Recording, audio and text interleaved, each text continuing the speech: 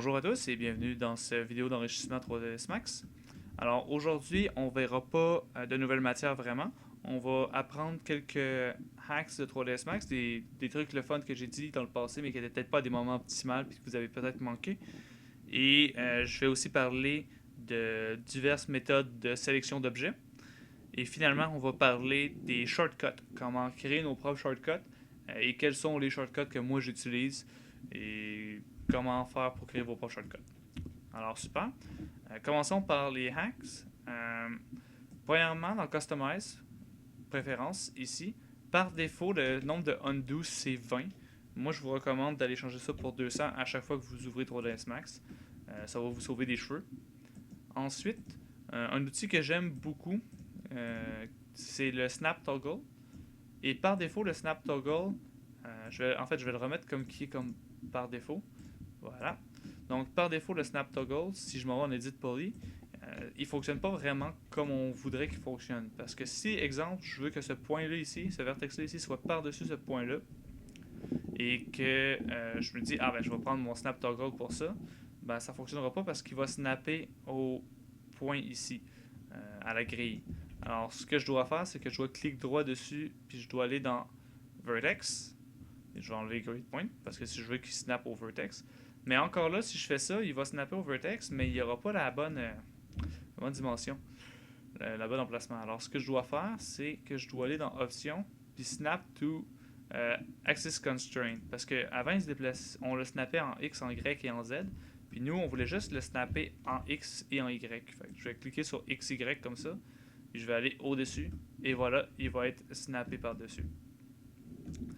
Alors ça, c'est un autre truc que j'aime bien. Sinon, maintenant, je vais vous parler des layers, comment ça fonctionne. En fait, pas forcément des layers, mais de comment, c'est quoi vos options de sélection d'objets, c'est quoi vos outils.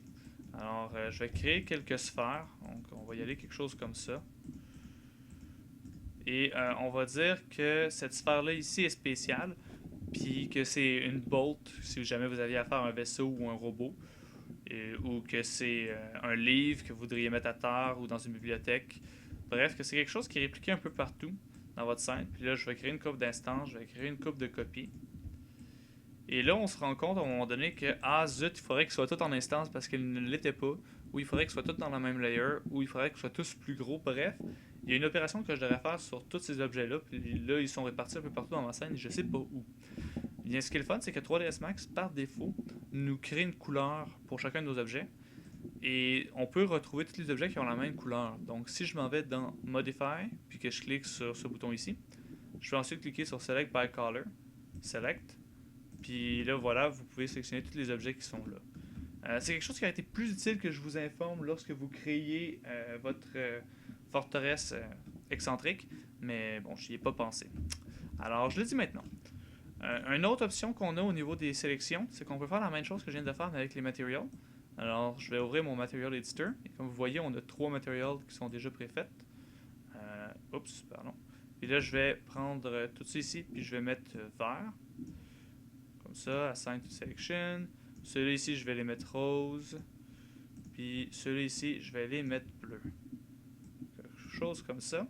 Et là, maintenant, si je veux, je peux sélectionner un de mes 3 materials. On va dire celui-là. Puis je peux cliquer sur Select by Material. Même chose encore. Et je vais pouvoir sélectionner tous les objets qui ont ce matériel-là.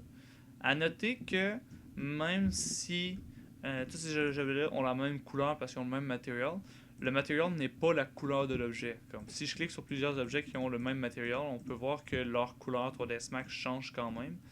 Et le truc que je vous ai donné est encore valide.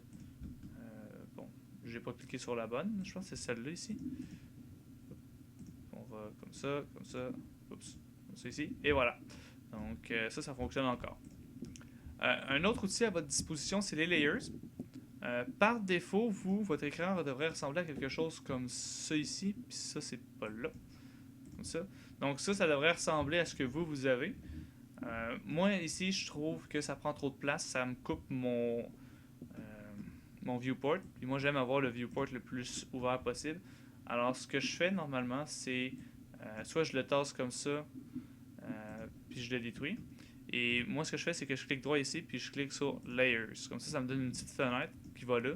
Ça prend moins de place, puis je trouve ça plus agréable de travailler avec ça, mais faites comme vous l'entendez, c'est votre liberté absolument. Il n'y a pas vraiment de meilleure manière de fonctionner qu'une autre. Bref, si vous avez la petite fenêtre ici, vous pouvez sélectionner des objets, cliquer sur plus ici. Là, ça va vous demander un nom. On va appeler ça, admettons, pool 1. Puis là, si je prends ceux-là ici, puis je peux les mettre dans un autre layer, pool 2. Et par défaut, ça va prendre les objets que j'ai sélectionnés, puis ça va les envoyer dans la layer. Et là, ce qui est intéressant, c'est que si je sélectionne une layer, je peux cliquer sur Select Object in Current Layer, puis ça va me sélectionner tous les objets qui sont dans cette layer-là. Et je peux prendre d'autres objets, puis les envoyer dans la layer en cliquant sur le plus ici. Donc, encore une fois, si je fais ça, on peut voir que ça sélectionne tout. Ça, c'était pour créer des nouvelles layers. Et si jamais vous voulez renommer vos layers ou si vous voulez avoir plus de contrôle, vous pouvez cliquer ici. Ça va vous ouvrir votre autre menu. Et là, ici, on peut avoir plus de détails sur exactement quels sont les layers dans mes layers, parce qu'on peut avoir des layers dans des layers. Par exemple, si je veux créer une nouvelle layer, puis je vais appeler ça sous layer, admettons. Oh, ça l'a pas noté. Sous layer. Voilà. Puis là, je peux prendre mes sphères, puis les drag and drop dans sous layer. Et voilà. Bref, comprenez un peu le principe. Aussi, on peut cacher des layers. Donc, si je clique sur l'ampoule ici, ça cache tous les objets qui sont dans la layer. Même chose, je peux frozen tous les objets dans la layer. Je peux le faire ici aussi. Si mettons sous layer, je peux cliquer sur l'ampoule pour les cacher. Ici pour les freeze. Mais c'est pas mal ça qu'il y a à savoir avec les layers. Ouais. Donc ça, on va pouvoir fermer ça. Une autre option que vous avez à votre disposition, si je prends un peu de tout, je vais unfreeze all. You unfreeze all layer as well. Bon, on va lui dire oui. Ok, donc si je sélectionne tout ça, il y a une autre option que c'est créer des selection sets. Alors ça, c'est ce petit menu déroulant ici qui n'a rien. Alors si j'écris, admettons, bonjour, et là que je clique n'importe où, je peux resélectionner bonjour et ça va me resélectionner exactement le groupe que j'avais. Ça, je ne sais pas si ça se sauvegarde vraiment, ça me semble être facile à disparaître, donc je ne me servirai pas de ça pour des sélections que vous voulez garder pendant longtemps. Mais c'est pratique pour des sélections temporaires, et c'est surtout pratique parce qu'on peut s'en servir en editable poly aussi. Si je sélectionne une de mes sphères, on va dire celle-là ici, et que je m'en vais en editable poly, puis je décide que ces polygones-là sont spéciaux, et que là j'ai besoin de travailler ailleurs sur ma sphère, mais j'aimerais retourner à exactement cette sélection-là plus tard. Je peux me créer une sélection ici, sélection 1, et là travailler un peu ici, donc déplacer ça comme ça, et là je peux revenir à sélection 1. Donc ça c'est vraiment pratique pour ça. Sinon, le dernier outil que je vais vous montrer pour sélectionner, ça va être par Smoothing Groups. Donc, si j'ai ça de sélectionné ici et que je décide de changer son Polygon Smoothing Group, là, on peut voir qu'ils sont à 1. Mais moi, je vais les mettre à 2. Puis ça, je vais le mettre à 3 par exemple. Puis ceux-là, wow. Puis ceux-là ici, je vais les mettre à 4. Puis je vais désélectionner 1. Je vais tout cacher le reste et je vais sortir de ma section. Vous pouvez voir que mes smoothing groups ont changé. Les smoothing groups, je ne sais pas si on vous en a parlé, mais c'est ça ici. C'est ce qui fait que tout a l'air d'être fluide puis smoothie. Puis si on les change, on est capable de faire des effets comme de sharpness entre chaque smoothing groups. Bref, si vous avez votre objet et que vous êtes en editable poly, vous pouvez cliquer ici sur Select by Smoothing Groups. Il va vous demander c'est lequel. Et admettons, je veux sélectionner le Smoothing Group numéro 4. Je peux faire ça. Je ne me sers pas souvent de ça, mais peut-être que vous allez trouver un workflow qui va s'en servir. Alors, ça va être principalement ça pour les outils de sélection puis les hacks. On va passer maintenant à la partie intéressante qui est les shortcuts. Alors, le but des shortcuts, c'est que vous passiez le moins de temps possible à chercher vos outils dans la barre ici. Donc, si, admettons, je sélectionne ça, comme vous m'avez vu tout à l'heure, je cherchais un bouton puis j'étais un peu perdu. Ça, c'est du temps non seulement perdu, mais c'est aussi de la concentration perdue. Parce que si vous travaillez puis vous avez une vision de où est-ce que vous en allez, le plus de temps que vous passez à chercher votre bouton, le plus de chances que vous risquez de perdre votre vision. Alors, l'objectif final de cette espèce de mantra, ça devrait être de pouvoir travailler comme ça ici. Oups, pardon, comme ça ici. Avec absolument rien qui va vous déranger autour de vous. Puis d'être capable de juste utiliser vos shortcuts pour vous promener dans votre logiciel et faire toutes les opérations que vous voulez sans avoir à revenir ici, ou du moins très rarement. Ça, en passant, j'ai fait CTRL X pour ça. C'est pas forcément quelque chose que vous devez vous sentir mal de ne pas faire. Moi-même, je suis pas rendu au point de modéliser comme ça, quoique après cette vidéo-ci, je vais essayer de m'y mettre plus sérieusement parce que ça me semble une bonne idée. Mais c'est quand même quelque chose que vous devriez viser. Alors, on va parler des shortcuts. La première chose que je fais quand j'arrive dans Control Max ou la deuxième, peu importe, je clique sur Préférences ici. Oh, pardon. Load User Interface. Et j'appuie sur le bouton Load. Et ici, vous avez mon... ici, sur le bureau, j'ai mon shortcut, mon fichier de shortcut. Alors, ici, ça contient tous mes shortcuts. Donc, à chaque fois que j'ouvre TourDS Max au NAT, comme ma session Reset mon TourDS Max, je reload mes shortcuts, puis je suis ready to go. Alors, mais comme vous, c'est pas le cas, vous n'avez pas ce document-là, je vais vous montrer comment créer vos propres shortcuts en vous montrant, en recréant les miens. Ça va me permettre de vous expliquer en même temps les miens. Et je vais toutes les faire d'un coup. Puis après ça, je vais vous expliquer dans le viewport c'est quoi que ça fait exactement. Plutôt que de faire un shortcut, le montrer, faire un shortcut, le montrer. Je pense que ça va aller plus vite comme ça va être plus agréable pour vous. Alors, première chose que j'aime, c'est avoir un shortcut pour Editable Poly. On va utiliser beaucoup Editable Poly en tant que modeler. Alors, ça serait bien d'avoir un shortcut pour ça plutôt qu'à chaque fois chercher dans la modifier list. Alors, le shortcut que je vais utiliser, ça va être Convert. Donc, je clique ici, puis je commence à écrire Convert. Connect, Convert. Et ici, on a Convert to Editable Polygon. Alors, c'est ça qu'on veut. Et moi, j'aime le mettre sur Tilt, qui est le bouton juste à gauche de 1. Normalement, c'est sur Set Key Mode, mais je me sers pas beaucoup de Set Key Mode. Je pense pas que ça mérite un shortcut. J'ai pas de problème à appuyer dessus. Alors, je vais l'écraser. Et l'autre shortcut qu'on va utiliser beaucoup, vous ne l'avez pas encore utilisé, mais ça s'en vient, inquiétez-vous pas, c'est les unwrap. Alors, on va écrire unwrap. Puis ça, en général, quand on fait des unwraps, c'est vraiment fréquent qu'on a besoin de switcher entre unwrap et editable polygon. Donc, si les deux étaient sur le même bouton, ça me ferait plaisir. Alors, ce que je vais faire, je vais cliquer sur Alt, puis je vais appuyer sur Tilt. Puis là, ça va faire Not Assigned, parce que ce shortcut-là est utilisé nulle part. Puis là, ça va être là. Ce qui fait que... en fait, non, je l'avais dit que je vous montrerai ça plus tard. Super. Alors là, il y a deux autres modifiers que j'utilise plus que les autres. C'est le Symmetry et le Turbo Smooth. Alors, je vais écrire Symmetry. Symmetry Modifier. Et moi, je vais le mettre sur Shift 1, qui n'est pas utilisé. Et je vais mettre le Turbo Smooth Modifier, sur Shift 2. Comme ça. Ensuite, un shortcut qui devrait être là par défaut, mais qui ne l'est pas, et que je ne comprends pas pourquoi, ça serait Save. Donc, à chaque fois que je cherche un modifier, à chaque fois que je cherche quelque chose à mettre un shortcut, je clique ici, puis j'écris ce que je cherche. Donc, Save. Et nous, on cherche Save File As. Ça, on ne l'a pas. Donc, on a Save File, mais on n'a pas ça As. Alors, ce que je vais faire, c'est que je vais aller cliquer ici. Je vais faire CTRL, Alt, Shift et S. Désolé, non, je me suis trompé. Je vais faire CTRL, Shift, S, qui est comme le shortcut par défaut dans la majorité des logiciels pour Save As. Je ne sais pas pourquoi 3ds Max ne le fait pas, mais bon. Et puisqu'on est dans les saves, on va tout de suite aller dans Export, donc EXPOR. Export File, mais moi je préfère Export Selected. Et ça, je vais le mettre sur CTRL Shift Alt S. Présentement, vous n'avez pas beaucoup à exporter, donc c'est pas un problème pour vous. Mais éventuellement, vous allez devoir prendre vos objets et les envoyer dans ZBrush. Ensuite, les ramener à 3ds Max, les envoyer dans Unfold, les renvoyer dans 3ds Max, les envoyer dans un autre logiciel de baking de normal map, Xnormal, le ramener dans 3ds Max puis l'envoyer dans Unreal. Alors à ce moment-là, vous allez apprécier avoir le shortcut pour Export Selected plutôt que d'aller chercher là-dedans à chaque fois.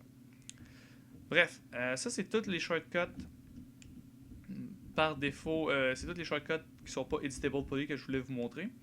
Maintenant, on va parler des shortcuts d'Editable Poly. le premier que j'aimerais faire, c'est les constraints. Si vous avez écouté le dernier vidéo, vous avez remarqué que j'aimais beaucoup travailler avec les constraints. Alors, on va faire ça tout de suite. Sewen. Oh, bon, on a de la à trouver. Sewen. Ah, si vous êtes dans les C puis vous commencez à chercher dans les C, ça va être difficile. Ouais, c'est à chaque fois que j'appuie sur C, il me descend de 1. Bon, fait qu'on va le chercher à la main. Constraint, create.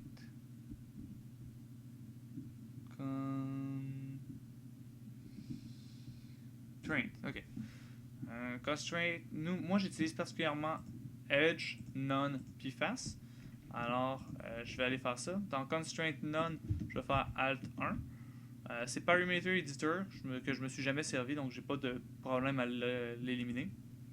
Dans Constraint Fast, je vais faire Alt 2. Et dans Constraint Edge, en fait Edge, je vais le mettre en Alt 2 parce que je me sers plus souvent de Edge que de Fast, puis je vais mettre Fast à Alt 3. Comme ça. Ensuite, pardonnez-moi. Un autre outil que j'utilise particulièrement souvent, c'est le cut. Alors on va aller chercher, CUT, puis on voit qu'on a déjà cut poly qui est sur Alt C. C'est sympathique, mais moi je trouve Alt C c'est une position des mains que je trouve moins confortable. Je vais le mettre juste sur C. Et là, C normalement c'est pour Camera Views, mais en tant que modeler, je me sers plus de mes outils de modeling que mes outils de caméra. Alors je vais l'écraser pour garder ça sur cut. Et là, vous pouvez voir que ça garde le Alt C et le C. Vous pouvez le garder comme ça. Moi, personnellement, je préfère avoir juste un shortcut. Je trouve ça plus clean. Alors, je vais cliquer sur Remove. Puis ensuite, Assign pour le C. Super. Puisqu'on est dans les C, un autre que j'aimerais bien, c'est Collapse. Donc, on va aller le chercher. CO Connect Collapse. Et Collapse Poly, lui est sur Alt Ctrl C, ce qui est absolument pas intuitif. Alors moi je vais le mettre sur Alt C, que j'ai libéré tout à l'heure. On va Remove to Alt C, Assign. On a Cap aussi. Oh, désolé, Collapse, je le mets sur Ctrl C. Je me suis trompé. Donc Remove, Ctrl C. Puis c'est le Cap que je mets sur Alt C. Comme je disais, Alt C, c'est moins intuitif pour moi de la manière que les doigts sont placés. Alors je vais le mettre sur quelque chose que je me sers vraiment pas souvent, c'est-à-dire le cap. Mais je m'en sers quand même un peu, alors je vais quand même le mettre Alt C, Assign. Finalement, il y aurait Connect qu'on pourrait aussi mettre. Connect, ça c'est quand on prend deux vertex puis on les unit ensemble. Je vais tout vous remontrer ça tout à l'heure.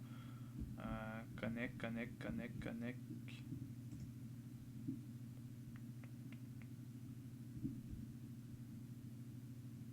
Connect ici. Connect no dialogue poly. Il y a déjà quelque chose. Nous, on va mettre spacebar. Selection lock toggle, c'est quelque chose que vous ne voulez jamais utiliser, donc ça fera pas de tort de mettre ça sur space. Je pense que space pourrait être utilisé à quelque chose de plus utile. Peut-être comme partir l'animation ou arrêter l'animation, quelque chose dans le genre. Mais comme j'ai nulle part d'autre où le mettre, je vais m'en servir pour ça. On va ensuite partir à Target Weld. Donc, t'es à Target Spotlight, Target Weld. Target Weld, moi j'aime avoir Vertex. Target Weld Vertex parce que je fais jamais de Target Weld en face ou en edge. Alors on va tout de suite mettre ça en Vertex. Puis je vais le mettre sur CTRL T qui n'est pas assigné. J'avais utilisé Collapse, Connect, Grow et Shrink. Grow, ça grossit votre sélection. Donc je vais faire Grow Selection, Poly. Ici, on contrôle Page Up par défaut. C'est pas mauvais. Moi, j'ai été habitué avec le modèle de Blender qui est Contrôle Plus. Vous êtes libre de prendre celui que vous voulez ou prendre les deux. Il n'y a pas de tort. Et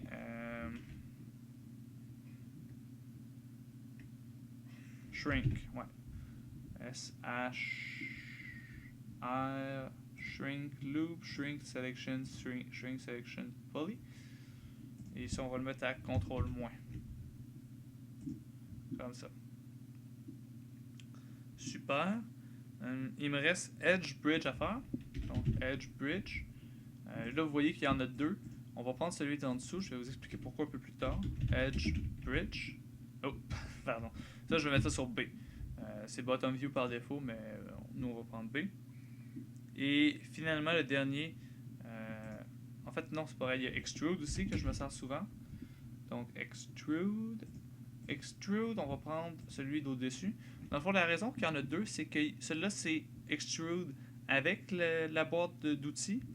Et ça, c'est Extrude sans la boîte d'outils. Alors, comme moi, je vais avoir la boîte d'outils sur mon Extrude, je vais en servir là. Puis Extrude, je l'avais mis sur Shift E. Comme vous voyez, Extrude Face Poly, qui est juste ici. Ah, bon, ben, dans le fond, c'est correct. Non, c'est vrai, ça fonctionne pas parce qu'ici, j'ai pas ma boîte de sélection. Moi, je la voulais. Alors, je vais le mettre sur celui-là ici. Shift E. Oh, ça, c'est Extrude Along Spline. Non, c'est pas ça qu'on veut. Nous, on veut Extrude. Extrude Poly, celle-là. Shift E. Comme ça. Parfait. Et dernièrement, on va chamfer. Oh, no camera in scene. Bon. Donc, chamfer poly. On peut voir qu'on en a un que c'est Shift Ctrl C. Et moi, je vais le mettre sur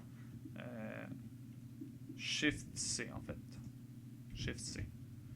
Comme ça. Donc, ça c'est mes shortcuts à moi. Maintenant que je les ai toutes faites, je vais fermer ça ici. Puis je vais vous montrer un peu comment je m'en sers sur mon objet. Alors, là, juste avant que je fasse ça, je voulais vous dire que ici vous avez 5 options et que si vous appuyez sur 1, 2, 3, 4, 5, vous pouvez changer entre les 5. Donc, je vais me mettre en CTRL X, puis on va passer sur ça. Donc, disons que je veux extruder une coupe de face. Alors, je vais me mettre en. Je vais appuyer sur 4, sélectionner quelques faces. Et là, on avait dit CTRL E. Shift E? Ah, Shift E. Parfait. Et là, comme ça, je peux décider, c'est ici. Et la raison pour laquelle j'avais sélectionné celui d'en haut, parce que je ne sais pas si vous vous en souvenez, il y en avait deux, c'est que moi, je vais avoir accès à Local Normal, parce que je trouve que ça fait un résultat qui est plus proche de ce que je désire la majorité du temps. Donc, voilà. Je pense que j'ai locké ma sélection. Ok, non, c'est reparti. Parfait. Disons que je veux supprimer ces faces-là ici, je peux tout faire ça et les supprimer. Ensuite, je peux appuyer sur 3 pour sélectionner le tout, puis appuyer sur Alt-C pour le cap. Par contre, là, on a des drôles de. On a un gros handgun, alors ce que je vais faire, c'est que je vais appuyer sur C pour tomber sur le cut. Et je vais unir ça comme ça. Celui-ci et lui avec lui. Donc, on a reconstruit notre forme.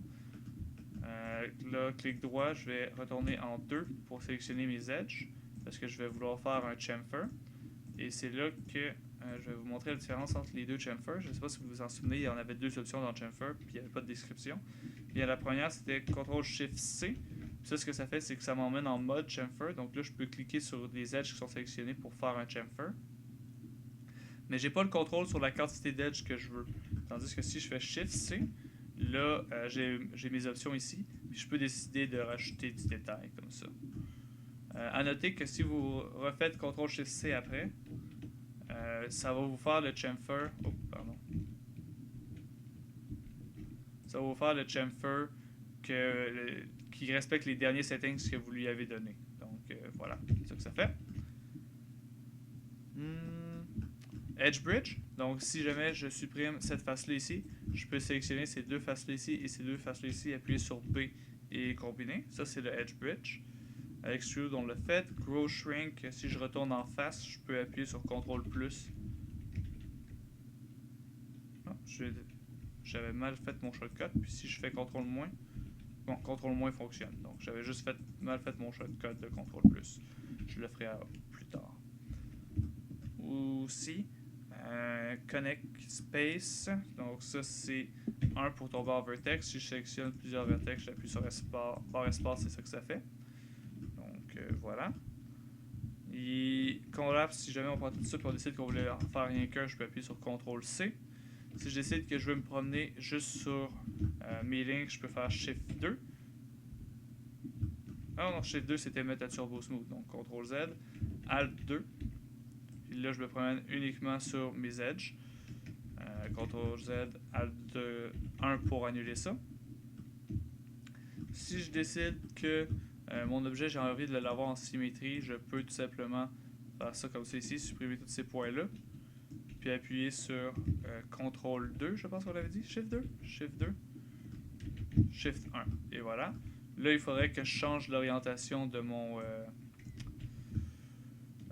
miroir, par contre. Alors, je fais CTRL X pour revenir dans cet écran-là. Symétrie miroir, le faire tourner de 90 degrés. Je vais appuyer sur A pour avoir mon angle snap, comme ça ici. Et là, je peux ensuite appuyer sur Tab, pas Tab, sur Tilt pour retourner en Edit Poly, parce que j'ai symétrisé mon truc. Alors là, Editable Poly. Si je veux aller en Unwrap, je m'en vais en Unwrap. Si je me rends compte une fois en Unwrap qu'il y a quelque chose qui manque, genre il y a un gros trou ici, je peux retourner en Editable Poly en réappuyant sur Tilt. Donc ça me permet de rapidement switcher entre les deux, qui est quelque chose que j'aime beaucoup. Maintenant, aussi, ce qui est le fun avec Editable Poly, c'est que peu importe ce que vous regardez, quand vous appuyez sur Tilt, ça va vous emmener ici. Fait que si, admettons, je suis en train de créer quelque chose, puis là, je décide que j'ai besoin d'un cylindre, là, je peux aller Editable Poly 2, puis je suis déjà en train de l'éditer.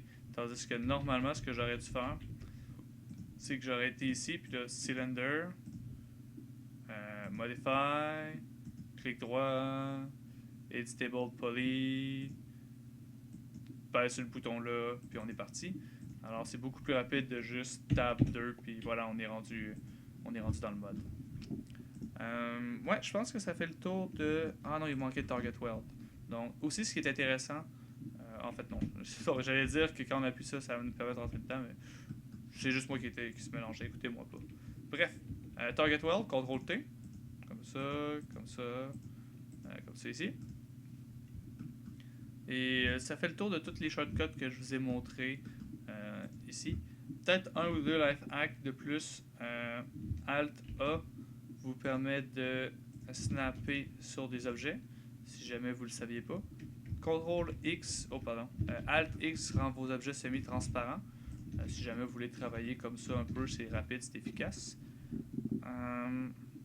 Aussi, lorsque vous faites Save As, vous avez un bouton ici qui est le plus. Donc, si, admettons, je sauvegarde, puis c'est bonjour. Puis ensuite, je fais CTRL Shift S, puis je décide de sauvegarder, mais j'aimerais garder en mémoire bonjour parce que je ne veux pas l'écraser. Je peux appuyer sur le plus ici.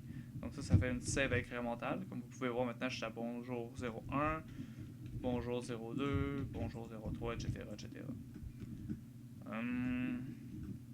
Ouais. Ben, je pense que ça fait le tour pour cette vidéo-ci.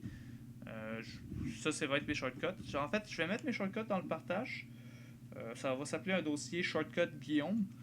Et à l'intérieur, il va y avoir un dossier de shortcuts que vous pourriez mettre sur votre bureau si ça vous tente de copier mes shortcuts. Ou si vous voulez vous en servir comme base et les modifier par après. Il n'y a absolument aucun problème. Alors, ouais. J'espère que vous avez appris quelque chose ce cours-ci, que vous avez apprécié. Et je vais vous souhaiter une excellente journée. Au revoir.